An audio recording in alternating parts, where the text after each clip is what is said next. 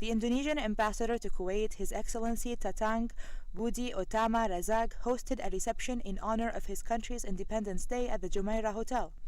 It is the 71st celebration of the country, and the event included incredible presentation of traditional Indonesian music and multiple collaborations with Indonesian-based artists that showered the stage with beautiful costumes and lovely display of multiple talents from the native country. I'm very happy, of course. This evening I have this very important event in conjunction with the 71st of Independence Day of the Republic of Indonesia, and also we enjoy the blossom of bilateral relation between Indonesia and Kuwait. This evening I will have not only like regular diplomatic reception, but also this is part of our promotions. There is the Indonesian night here, the cultural performance, and also the culinary of Indonesia, and special decoration as you see on the back, and we try to make everybody enjoy, and we always make the very special reception because of course we very respect to Kuwait, and then we try to make the best for the community here, from the government, from business community and people from Kuwait, because I know that they enjoy very much the atmosphere like this evening. It is important to know that these artists who performed are called Indrawati Lukman Dance Team, where they will be performing this Saturday in Abdul Hussein Abdul Rida Theater in Salmiya at 7 p.m. as part of a cultural collaboration with Kuwait. So in the near future we will have the Joint Commission as an umbrella for the cooperation, and we develop in any field in the political, economy, and also culture, of course, because yes, for instance, the investment in Indonesia have a lot of abundance of natural resources, and we have a mega project. It's very important to know that Indonesia and Kuwait relations were officially established in 1968. In 2012, there are around 16,574 Indonesian migrant workers working in Kuwait. There are various economical collaborations between those countries that resulted in a budget of $1.57 billion. It's a beautiful evening tonight, celebrating an Indonesian special day under the influence of culture and beautiful music. This is Farah Al Hashim reporting for KTV2 Al Jumeirah Hotel. Today marked the third day for electoral registration, where 20 nominees registered to run for parliamentary elections that will take place on November 26, 2016. The nominees ranged in their educational background and interests, and the most registered district in the past 3 days is the 5th district, and the least registered district is the 2nd. For the past 2 days, 132 people registered for elections, counting or including 4 women, adding a 5th woman who registered today. The registration process seemed smooth and quiet, and it will continue like that until next Friday on the 28th of October 2016. It's known that registration for the 2016 parliamentary election candidacy started early on Wednesday, signaling a process due to end on October 28. Moreover, all eligible candidates should be Kuwaiti citizens below 30 years of age and are required to be fluent in written and spoken Arabic. Registration for the 2016 parliamentary election candidacy started early on Wednesday, signaling a process due to end on October 28, pending upcoming legislative elections scheduled on November 26.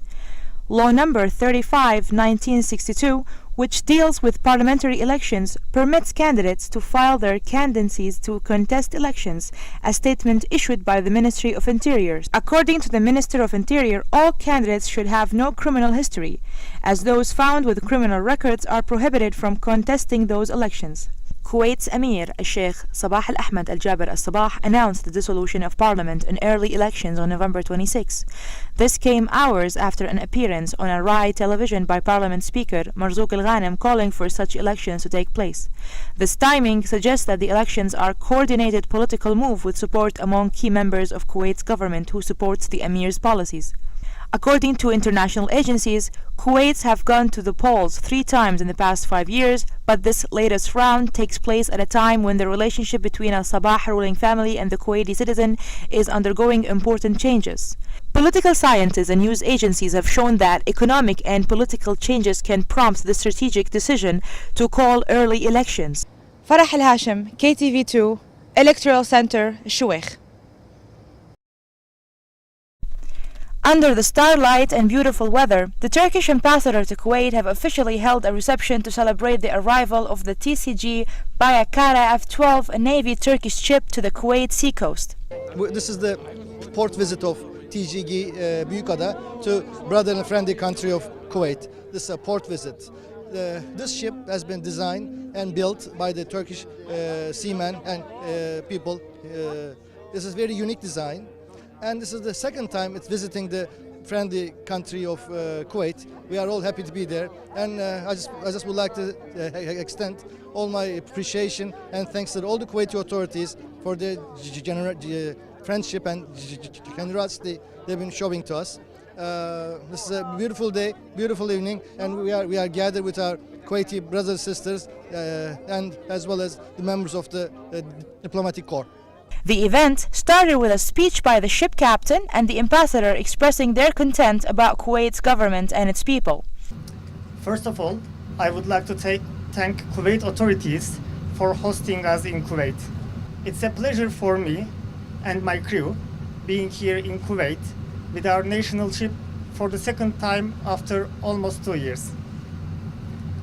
Büyükada is deployed in this region for 2 months until 15th of November. Our mission, briefly, is to escort a humanitarian aid ship to Ethiopia and Somalia, participate in counter-piracy operations in the region, make port calls, and conduct exercise with regional countries and commands. The ambassador described the current relation as being in outstanding levels, not to mention multiple bilateral trade between these two countries have been signed with a budget of $275 million. The two countries have recently signed 15 agreements for cooperation in tourism, health, environment, economy, commercial exchange, and oil. فرح الهاشم, KTV2, الشويخ Port. بمناسبة احتفالية الكويت كعاصمة للحضارة الإسلامية، أقام مركز اليرموك الثقافي التابع لدار الآثار الإسلامية ندوة تحت عنوان القرن المنسي للسجاد الفارسي بإدارة الدكتور اللبناني هادي مكتبي، خبير السجاد الأثري والفن الإسلامي وأستاذ في الجامعة الأمريكية في بيروت. Under the patronage of Yarmouk Center and Dar al-Athar al-Islamiyya, a lecture entitled The Forgotten Century of Persian Carpet was held in accordance with Kuwait being awarded this year as the capital of Islamic civilization. Basically, it is the subject of my PhD thesis at Oxford University, which I'm now turning into a book, which deals with a missing century in the history of Persian carpets, namely the 1700s and early 1800s, in which almost nothing practically is known about the weaving of that period, which followed the breakdown of the Safavid Empire, which has been greatly studied. And the period in question comes just before the modern period of carpet weaving, which dates from the late 1800s. This missing link is of utmost importance for connecting what we know about Persian carpets today and for the last 120, 30 years or so with the historical museum-type period of the past. Dr. Hadi Maktabi, a scholar and Oxford alumni, introduced his lecture with a visually attractive presentation, highlighting one of the most interesting periods in Persian history. The lecture is an inspired work by a doctoral thesis made by Dr. Maktabi and published by Holly Publications. There is so much history and culture you can find in a piece of carpet, let alone a Persian carpet. Farah Al-Hashim, KTV2, Yarmouk Center. Under the patronage of Six Senses Spa in Kuwait, breast cancer survivor Nicola Hock has held a workshop in multipurpose hall in Al-Shahid Park today because she's passionate about the subject matter and also is considered an important step in helping take away the fear of this disease and also about promoting breast health and breast care. I particularly like coming to Kuwait in October because it's Breast Cancer Awareness Month and I'm a breast cancer survivor myself of 19 years. I'm also a therapist, and the technique that I use, which is called the Bowen technique, also saved my life. So I'm very passionate about it. I'm passionate about educating people to help them become aware of breast health and trying to just promote it and save lives. During this workshop, Hook gave methods of the bow and move to help maintain breast health. On another note, some of those people attending the workshop have expressed their interest in the session and considered the workshop to be a life-changing experience to help them cope with breast cancer in their lives. I'm a breast cancer. One of the Dr. Labiba from Hayat Breast Foundation for Rogeya Halwadami, this is the one who helped for us. So she said for me to come here in Al Shahid Park to pour the sixth sense for Nicholas Hoke to make her for a breast survivor. So I'm coming here to learn more and what to do. So I need to listen everything for the lecture that I have been listening now, and I will make it for myself. So that one time I will say I'm a survivor from breast cancer. October is a breast cancer month for women and surprisingly men too. So I urge everyone to take care of themselves. Farah Al-Hashim, KTV2, Al-Shahid Park. A sports complex was launched Sunday, November 6, and it comes as part of the efforts to ramp up support of youth. Director General of the Public Authority for Applied Education and Training, Dr. Ahmed Al-Athari, said in an interview.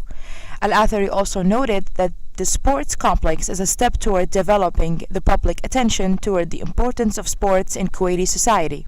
With all those facilities, swimming pools, different playing ground, all those matters comes with the faith and support of our leadership to provide our educational environment all the supports.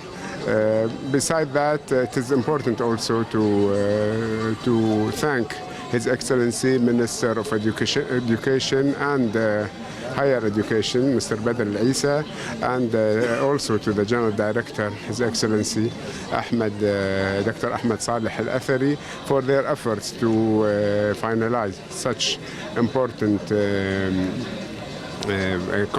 sport complex, and to support our vision in Kuwait, where we are working very closely now with the educational institute to have the idea of sports for all, and to put the sport education in the front. The complex caters to the needs of athletics and contacting a variety of equipment, including soccer, basketball, volleyball, and others. The Director General revealed that the new space will host major sporting events, as it will accommodate up to 8,000 audience members.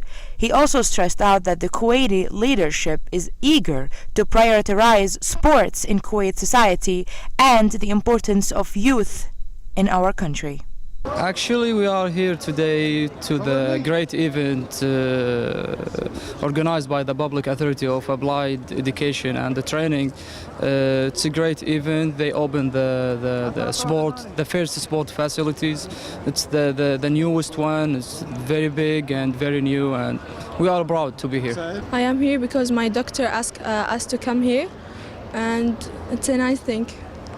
It's interesting to know that football is the most popular sport in Kuwait. The Kuwait Football Association is the governing body of the football in Kuwait.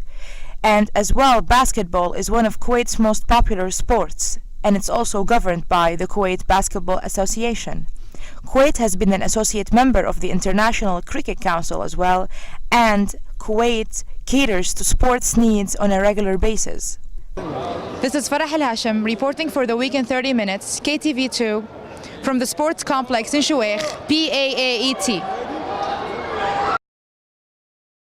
The Arab Forum on Saturday 29th of October launched its Youth Voluntary and Humanitarian Initiative Award and included panel discussions on voluntary work and concluded with an award ceremony rewarding those most inspiring initiatives. We gather the young people, we give them the opportunity to work on their families, to work in the society, to help underprivileged families, for example. What we do actually is to go to the underprivileged families. We give them the chance to live in a good environment. That's simply our team. The event, attended by the Kuwaiti Minister of Information and Minister of State for Youth Affairs Sheikh Salman Al-Sabah, the Arab Media Forum honored on Saturday evening 11 winners of youth initiatives at the JW Marriott Hotel. Kuwait hosting such competition stems from the country's commitment to serve the humanitarian and voluntary issues around the globe. Kuwait made big and huge steps in the field of care for youth, which promoted the state status from 110th to 56th position in the last 3 years among 183 countries covered by Commonwealth Youth Development Index. We volunteer weekly in a couple of places, like we supply, for example, flowers for the patients, and we look forward to provide foods and meals for the people in need. We go to the streets around approximately 5 a.m. in the morning to spread meals for the workers that work in the streets. We supply them with food and everything they need.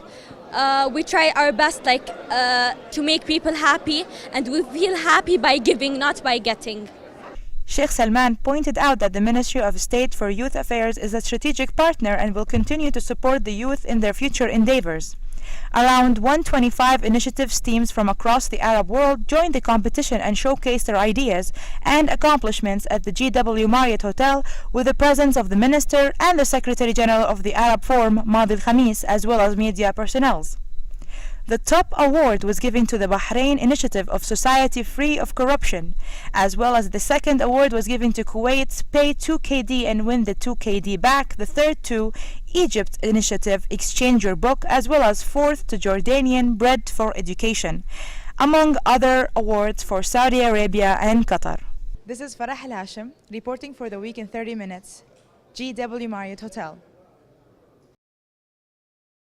The Indonesian ambassador to Kuwait, His Excellency Tatang Budi Utama Razak, hosted a reception in honor of his country's Independence Day at the Jumeirah Hotel.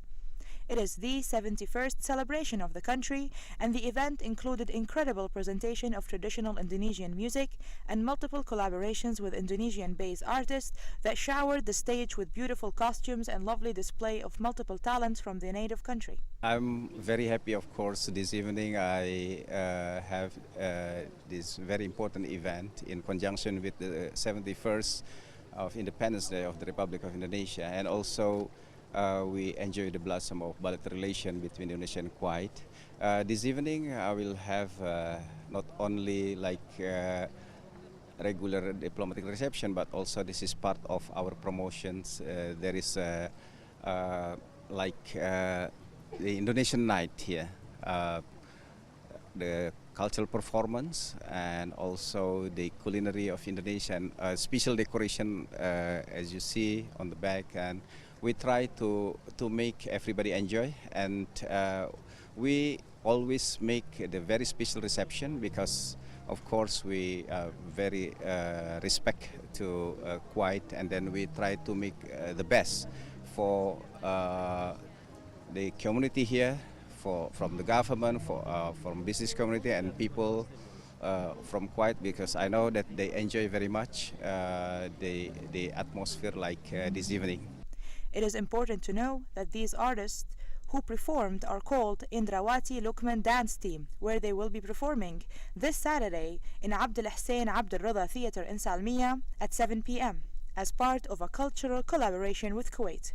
So in the near future we will have the Joint Commission as an umbrella for the cooperation, and we develop in any field in the political, economy, and also culture, of course, because yes, for instance, the investment in Indonesia have the lot of abundant of natural resources, and we have a mega project. It's very important to know that Indonesia and Kuwait relations were officially established in 1968.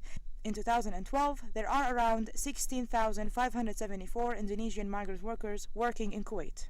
There are various economical collaborations between those countries that resulted in a budget of $1.57 billion. This is Farah Al Hashim reporting for The Week in 30 Minutes, KTV2, Al Jumeirah Hotel.